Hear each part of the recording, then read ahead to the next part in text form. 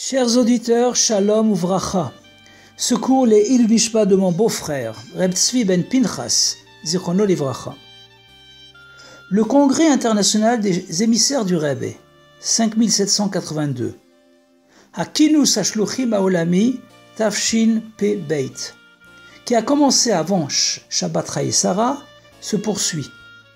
Vendredi prochain, donc dès jeudi soir, on sera le Rosh Chodesh Kislev, suivi immédiatement par Shabbat Parashat Toldot. Depuis l'année Tismach 5748 en 1991, est organisé au 770 le Congrès international des Shluchim du Rebbe, qui se déroule pendant plusieurs jours autour du Shabbat Chayei Sarah et à proximité de Rosh Chodesh Kislev. Ce Rosh Chodesh Kislev marquera le 44e anniversaire du jour lumineux Yom HaBahir, où l'on exprimera notre reconnaissance à Hachem pour le retour du Rebbe après un malaise cardiaque pendant la Hakafot de Shmini Atzeret en Tafshin Lamed Chet 5738-1987. En fait, tout le mois de Kislev est un mois chassidique et de Geoula, de libération. En effet, en plus du Rosh Chodesh Kislev, le 9 Kislev est l'anniversaire de la naissance et de la Hiloula de l'Admour Haïm Tsaï, le deuxième Rebbe de Chabad. Et le 10 Kislev est le jour de sa libération. Le 14 Kislev est l'anniversaire du jour du mariage du Rebbe avec la Rebbetzen, Chaya Mushka, fille du Rebbe précédent, le Rebbe Rayatz.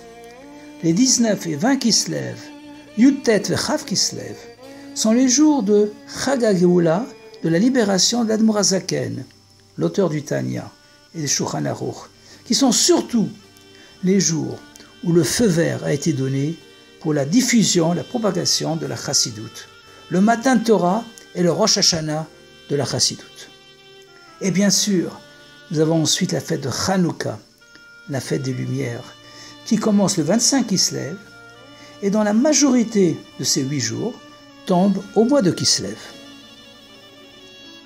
Il y a 30 ans, en Tafshin Beit, en 1981, lors du congrès qui avait pour thème central Kol Yemei Chayecha, la vie Yemot HaMashiach, tous les jours de ta vie pour faire venir les jours du Mashiach, le Rabbi a affirmé dès la première sikha, le premier discours, que l'avodat habirurim, le travail du raffinement est terminé, et même celui de faire briller les boutons. Et que la shlichut, la mission à partir de maintenant, consiste à se préparer, ainsi que son entourage, à recevoir le Mashiach Tzidkenu bepoel mamash concrètement.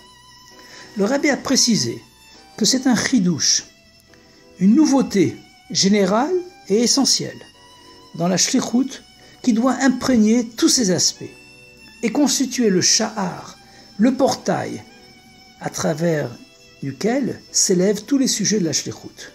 Donc, lorsqu'on accomplit par exemple tous les mifsaïm akdoshim du Rebbe, toutes les compagnes saintes du Rebbe, on doit ressentir que c'est essentiellement pour réaliser mitzvat sonecha, les commandements de la volonté d'Hachem, et se préparer dignement et concrètement à recevoir le Mashiach.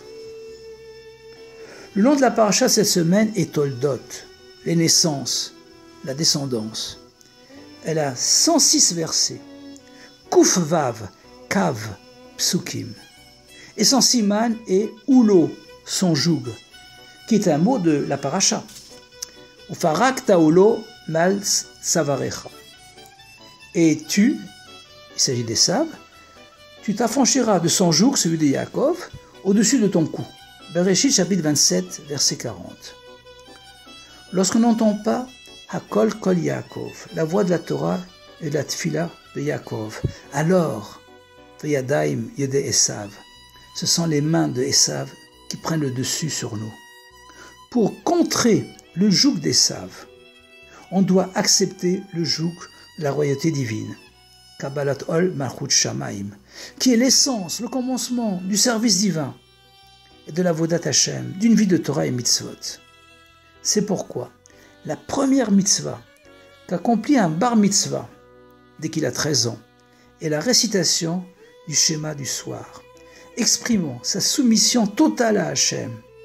Et d'ailleurs, le premier traité du Talmud, le traité Brachot, commence par cette mitzvah. Mais matai korin et shema baravin. À partir de quand on récite le schéma du soir? Le mot Mematai signifiant aussi avec la crainte.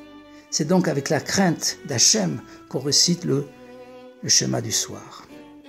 Au sujet maintenant des 106 Kuf Vav, Kav, versets de la paracha, la Kabbalah explique que pour que le Or Ein Sof, la lumière divine infinie, puisse créer des mondes finis, il a fallu une première contraction, un tzimtzum radical, puis laisser passer qu'un Kav, qu'un rayon très fin de cette lumière infinie, qui après de multiples contractions donna naissance à notre univers matériel dans lequel on pourra utiliser notre libre arbitre pour étudier la Torah et accomplir les mitzvot.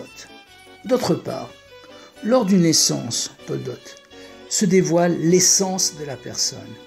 Et de même qu'à la naissance de la nouvelle lune, le Molad, à Rosh Chodesh, se dévoile la tête, l'essence de la lune, qui contient tous les dévoilements futurs jusqu'à la pleine lune. De même, à chaque Rosh Chodesh se dévoile l'essence de l'âme. Lors du congrès de 5752, le Rebbe a affirmé que nous sommes tous ses émissaires. Kol Anshe Ador, Shluchim Shel Nasi Ador.